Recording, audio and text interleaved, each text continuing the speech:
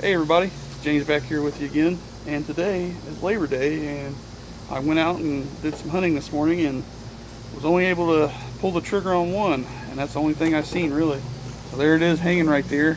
But what I want to do is I want to cover a few things in this video that you know, a lot of people have been asking me, and I've been answering them on my videos on the comments section, but I just kind of want to make a video about it. And what's going on is that a lot of guys don't really hunt squirrels in the summer, late summer, early fall because of the warble. You're probably thinking, well, what is that? Well, it's a parasite that is made from a fly, from a bot fly. When the squirrel gets either bit by it, I believe, or they lay eggs on them. I don't know exactly how it happens, but they get the parasite in them, and it looks like a big grub at the end of it when it gets ready to pop. And they pop out of the squirrels when you shoot them. So usually there's a big hole about that size that's bored inside the animal, and it doesn't happen only to squirrels. It'll happen just about any animal that gets bit by one, I think. But I haven't had any trouble with them. In my experience of squirrel hunting, I have not ever seen one before. So I don't know if it's just my luck or where I'm hunting at, I don't know. But anyways, that's one thing. And then let me show you the next thing. Another thing is I get asked all the time, what is my setup? And then I get comments about the gun and everything that I use. So here it is.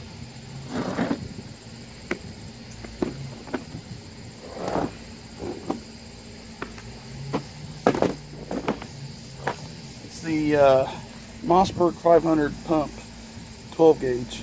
It's got a turkey choke on it. It's the field barrel equipped right now.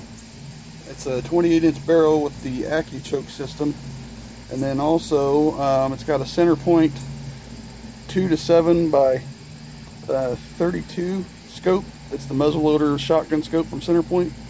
It also has the quick set scope rings where you can look underneath the scope for real quick acquisition. Smooth shooting gun. It has the M-Carbo trigger kit in it, spring kit. It makes the trigger pull a lot less, about half of what factory is. So I'm pulling around 4.5–5 pounds, I believe, when normally it's over 8 pounds. So anyways, that's my setup. And yes, I do have a scoped shotgun with a bird barrel on it. So that answers some of your guys' questions. Makes it really easy. So, alright, well, move to the next. Alright, so this squirrel here that I got this morning was shot in the head. You'll probably see that in a clip here in a second. I'm going to do that after I show you. But the reason why you want to shoot them in the head is because not only when you shoot in the head, the bullet, if you're using a 22 or some type of rifle, it actually destroys the brain.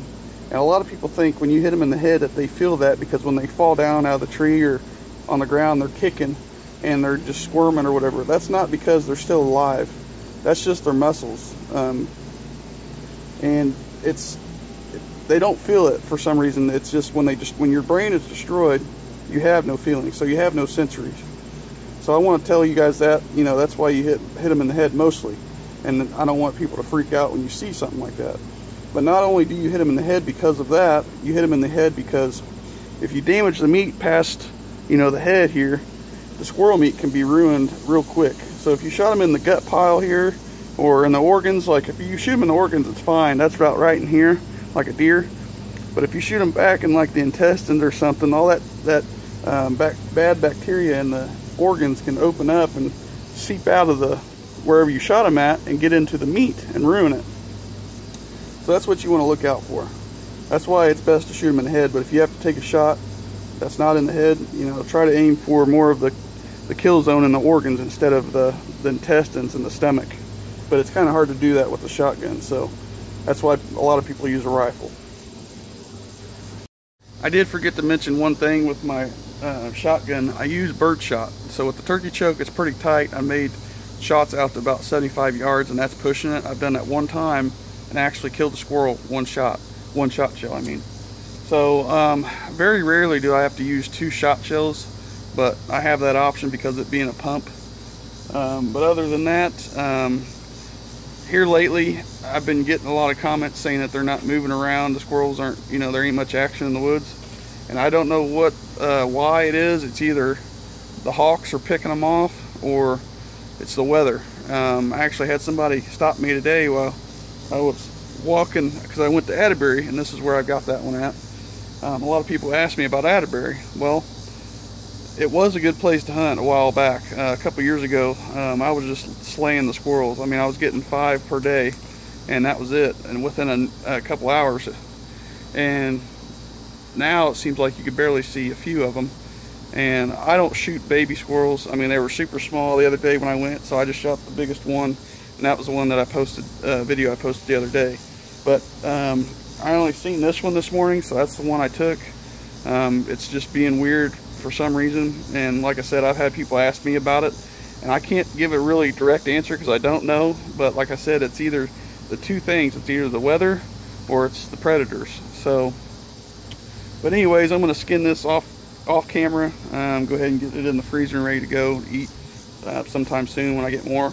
But I just wanted to answer a few questions, and then you know, I don't want to let you guys down and say that, you know, public land is a bad spot to hunt. It's not. But when you got people that are crowding your area where you usually go, like this morning, that's what happened. I had to try something new, but luckily we found one, and the spot I've been going to hasn't been really producing much. So, you know, if that's your only options, public land, don't give up, you know, is my, my basically encouragement. Because if you give up and you don't go at all, you're not going to see anything. But if you go, there's a chance you'll see something. So anyways, I just want to tell you guys that. I know it's been kind of rough. Everybody's been saying, oh, it's been a slow season, and it has been. So, you know, come deer season, you know, we don't get anything, you know, besides that. After deer season, I'm going to be out squirrel hunting big time. So, alrighty guys, well, I hope you like the videos. I hope you like the shooting scenes. I'm actually going to roll those in now. So, anyways, we appreciate you watching, and I appreciate you watching my videos, and you know, all the stuff you guys do for me. It's nice to know that I have a crowd that watches my videos. So, anyways, I'll talk to you guys later. Thanks for watching. We'll see you on the next video.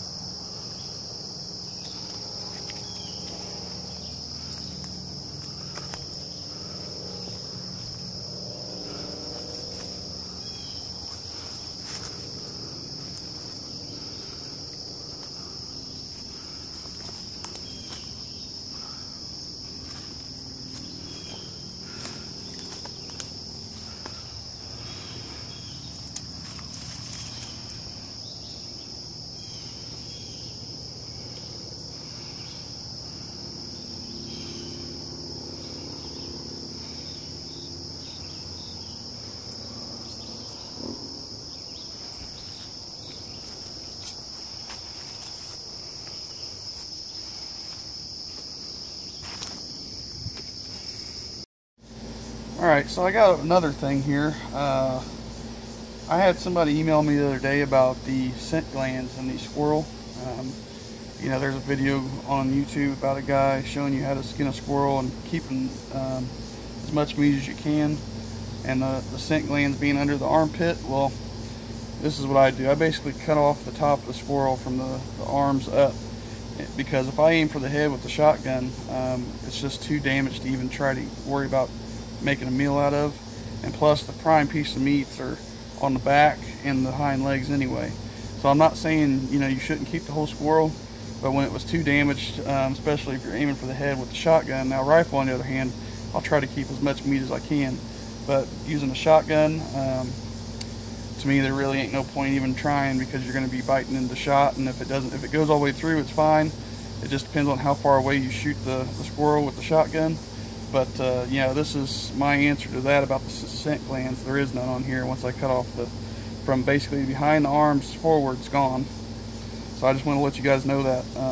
Even when I do keep the whole squirrel, you can cut the scent glands out. To me, it doesn't matter. I've been doing this a long time, and I can't really tell you there's a big difference, because depending on how you cook them, they cook anyway. To me, it doesn't really, like I said, make a big difference. So it's all up to you how you want to do it. You could try a squirrel with them in and try a squirrel without. I can't tell the difference. So anyways, move on to the next.